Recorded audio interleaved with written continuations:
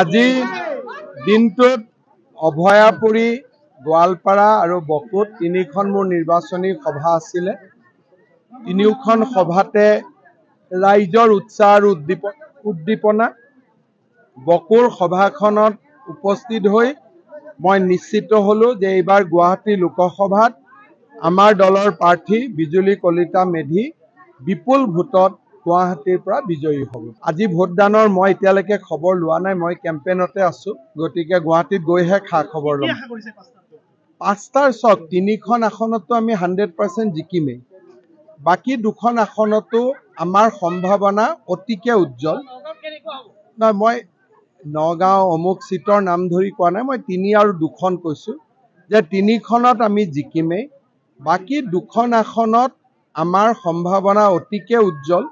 কিমান percentage vote হ'ল কি হ'ল গধূলি যেতিয়া মই গম পাম তেতিয়া খাটাং কৰি মই ক'ব পাৰিম, কিন্তু মই ভাবোঁ যে 5খনৰ 5খনতে আমি এইবাৰ জিকিম। ক'লোৱে নহয় ছেপ্টেম্বৰ অক্টোবৰ বুলি, ইয়াতে কিবা কিবি অলপ যি আছে ইলেকশ্যনৰটো কোড অফ কণ্ডাক্টেই জুনলৈকে থাকিব। ইয়াৰ 4টাতো 3টাতো ক্লিন হয়, তাত কোনো সমস্যা নাই। ধুবুৰীত প্ৰতিদ্বন্দ্বিতা হ'ব, যেতিয়া ধুবুৰীত প্ৰচাৰ চলাম তেতিয়া গম পাম, কিন্তু আমাক ৰাইজে কোৱা মতে ধুবুৰীতো বিজেপি আৰু এজিপিৰ মিত্ৰ দলে খুব ভাল কাম কৰি আছে। আজি দিনটোত অভয়াপুৰী গোৱালপাৰা আৰু বকুত তিনিখন মোৰ নিৰ্বাচনী সভা আছিলে। তিনিওখন সভাতে ৰাইজৰ উৎসাহ আৰু উদ্দীপনা। বকুৰ সভাখনত উপস্থিত হৈ মই নিশ্চিত হলো যে এইবাৰ গুৱাহাটী লোকসভাত আমাৰ দলৰ প্ৰাৰ্থী বিজুলী কলিতা মেধি বিপুল ভোটত গুৱাহাটীৰ পৰা বিজয়ী হ'ব। আজি ভোটদানৰ মই এতিয়ালৈকে খবৰ লোৱা নাই, মই কেম্পেইনতে আছো, গতিকে গুৱাহাটীত গৈহে খা খবৰ ল'ম। পাঁচটাৰ চক তিনিখন আসনতো আমি 100% জিকিমেই। বাকী দুখন আসনতো আমাৰ সম্ভাৱনা অতিকে উজ্জ্বল। নহয়, মই নগাঁও অমুক চিটৰ নাম ধৰি কোৱা নাই, মই 3 আৰু 2খন কৈছোঁ যে 3খনত আমি জিকিমেই।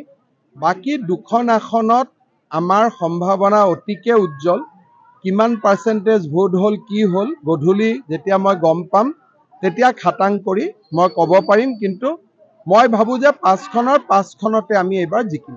ক'লোৱে নহয় ছেপ্টেম্বৰ অক্টোবৰ বুলি, ইয়াতে কিবা কিবি অলপ যি আছে ইলেকশ্যনৰটো কোড অফ কণ্ডাক্টেই জুনলৈকে থাকিব। ইয়াৰ 4টাতো 3টাতো ক্লিন হয়, তাত কোনো সমস্যা নাই। ধুবুৰীত প্ৰতিদ্বন্দ্বিতা